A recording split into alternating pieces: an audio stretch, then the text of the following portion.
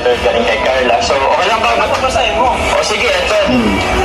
Since, sa'yo ba ito galing? Oo, mas maganda. Mababawi si Carla. Ang kinabahan si Carla, hindi siya makabasa. Malapit ako para marinig ko. Congratulations for your 60k subscribers. You have influenced my life in ways I can't even begin to express. English? Ang lalim nun. Grabe yun. Ay! Huwag mo natin i-skip. Don't skip ads. Ang skipable na sa akin guys. Nakakabitin eh. Grabe. Alam ni YouTube kung paano mag-beat ng video. Madalas mo sa buhay na. Hindi niya alam kung paano masabi sisimulan. Kaya una pa lang, ramdam ko na yung ano niya. Alin? Sincerity. Sincerity. Oo.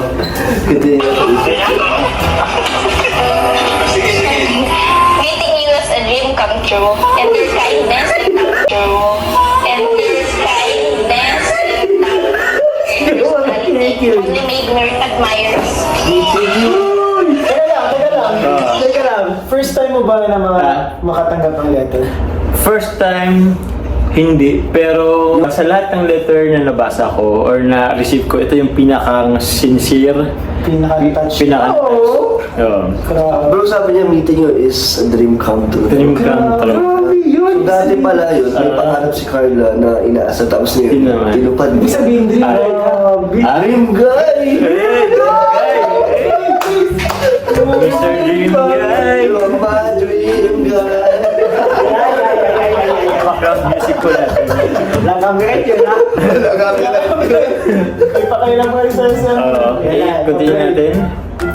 Parang naano ka doon, God, parang yung impact ko sa kanya. Parang,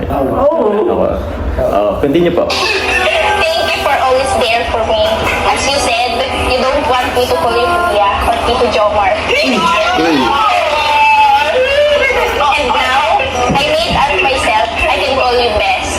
Oh, baby! Teka, mararamdaman ko doon. Uy, may nag-comment dito. Ano sabi? Pag si Kalinga Pro daw, kinikilig siya sa kanya yung sarili niya. Si Kalinga Pro, tingnan mo. Sino sa kanya si Kalinga Pro yung sarili niya pag kinikilig. I can call you best. Because you are the best thing that happened in me. Sino sa kanya yung sarili yun? Ano din ba yun? May mga screenshot eh. For now, okay. Uy! Wait lang. Hindi ka na best friend zone. Bakit? Best because you are the best thing that happens in my life. So, akala mo na best friends o di naman pala. Hindi po siya. Best thing pala sa Best buhay. thing. Best Best thing.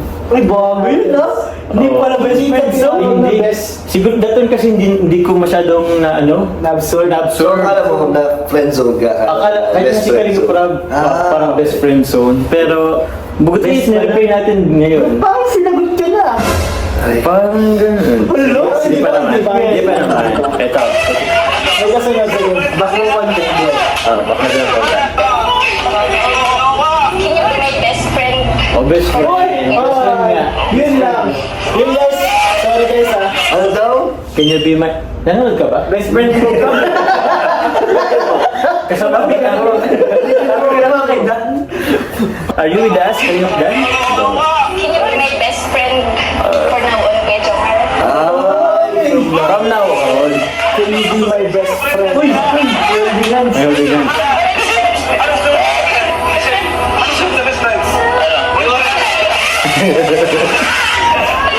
Sunod sa best friend mo. As in sa best friend, boyfriend. Grabe! Sobrang effort. So, proposal pala yun? Hindi. Dito na lang, Kasi si panahon. Kayla malihim siya eh. Oo.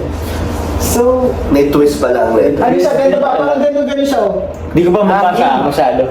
Ikaw bro, ano ang naramdaman mo ngayon? na Siyempre, alamin ni Joe. Alam mo na jobs. mas malinaw na sa'yo yung letter. Anong naramdaman mo? Ano mo siya? Paano ba? Maganda. Okay.